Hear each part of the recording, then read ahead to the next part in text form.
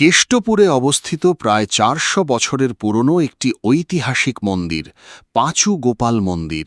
এই মন্দিরকে ঘিরে রয়েছে এক অদ্ভুত এবং অলৌকিক বিশ্বাস। এখানকার প্রচলিত রীতি অনুযায়ী দূর দূরান্ত থেকে গর্ভবতী মায়েরা এই মন্দিরে আসেন মানত করতে, যাতে তাদের গর্ভস্থ সন্তান সুস্থ সবলভাবে পৃথিবীতে জন্ম নিতে পারে। মানত করার পর মন্দির থেকে গর্ভবতী মায়েদের গলায় একটি বিশেষ মাদুলি পরিয়ে দেওয়া হয়। গল্পটা কিন্তু এখানেই শেষ নয়। সন্তান জন্ম নেওয়ার ঠিক ৪ মাস পর মা বাবা তাদের সন্তানকে নিয়ে আবারও ফিরে আসেন এই পাঁচু গোপালের দরবারে। তখন নিয়ম মেনে বাচ্চার মাথার চুল কেটে তার কিছু অংশ পুজোর আগুনে আহুতি দেওয়া হয়, আর পুজোর শেষে ঠাকুরের সেই পবিত্র প্রসাদ খাইয়ে দেওয়া হয় একরত্তি শিশুটিকে। শুধু তাই নয়, অনেকে মানত পূরণ হলে নতুন গোপালের মূর্তি এনেও এখানে পুজো দেন। বহু বছর ধরে, যুগের পর যুগ ধরে এভাবেই চলে আসছে এই মন্দিরের চিরাচরিত কাহিনী ও ঐতিহ্য। 400 বছর বাবার তো তোলা আছে সব। এটা 400 বছর পুরনো। আর এখানে যারা মানে বাচ্চা হয় তারা এখানে পুজো আচ্ছা দিয়ে যায়, ঠিক আছে, তাদের ওখানে হয়ে যায়, তখন পুজো এসেছে। ব্যাপার হচ্ছে আমরা এখানে এসেছি, আমরা দেখছি যে অনেকদিন ধরে শুনেছি যে প্রত্যেকেই এই পাঁচু গোপাল মন্দিরে আসে। আমার জীবনে প্রথম আমি আসলাম পাঁচু গোপাল মন্দিরে, তাও ওই ঝড় বৃষ্টির মধ্য থেকে। মানে বাচ্চা হওয়ার আগে যে বাচ্চা যেন সুষ্ঠুভাবে হয়, এই জন্য পাঁচু গোপালের মন্দিরে এসে মানত করে এবং ওনারা একটা পুজো দিয়ে তার গলায় একটা মাদুলি দিয়ে দেয়। এবার বাচ্চা ভালোভাবে হয়ে যাওয়ার পর 3 মাস না 4 মাস পরে তার যে চুলটা হয় সেটা এখানে দেওয়া হয়।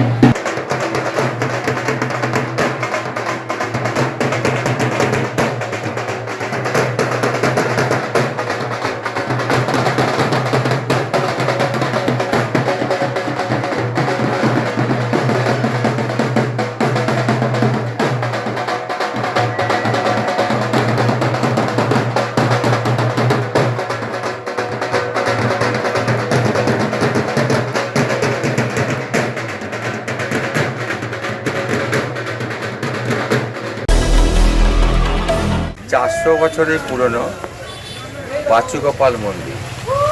সেখানে মানুষেরা আসে যে বাচ্চাদেরকে মানত করার জন্য। প্রথম গর্ভবতী মহিলারা আসে, তার বাচ্চা যেন সুস্থভাবে হয়। তারপর তাকে মানে দৌড় ধরে তাকে একটা পুজো ধরিয়ে একটা গলার মধ্যে মাদুলি পরিয়ে দেয়। তারপর ভালোভাবে বাচ্চা হওয়ার পর ওটা প্রায় 4 মাস পরে তাকে আবার তার চুলটাকে এখানে পুজো দিয়ে ন্যাড়া করে সেখানে পুজো দেওয়া হয়।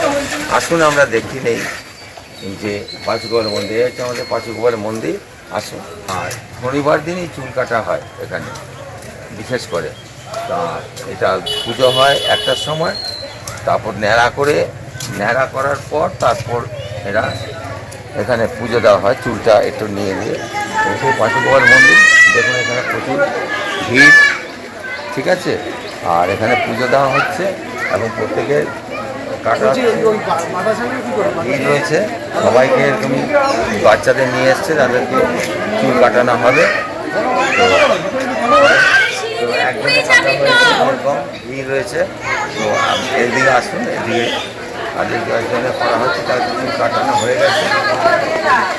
কাটানোর পর ওখানে ড্রেস করা হচ্ছে। দেখি ওকে ড্রেস করানো হচ্ছে, দেখি চলো। মেয়েদের কি করাচ্ছে? কিছু করাচ্ছে।